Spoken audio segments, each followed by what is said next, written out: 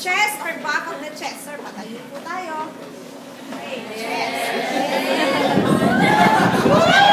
Assuming na yung left chest ang injured. The apex is placed just above the shoulder of the injured area. Okay, apex should be placed here. Okay. Fold the base until it covers only the chest area. Okay, so you have to fold until the Cover. over Chest area. chest area. Then end should be square knot. Okay, and should be square knot. So, in this case, nandito sa lower part, di ba? So, yung pag-square knot dito sa left area din. Okay. So, square knot, insert, get the Bring the longer end towards the apex. apex, and And then, square knot. square Square knot. knot.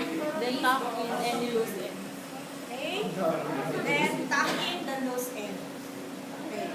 So, pwedeng itupitin yung different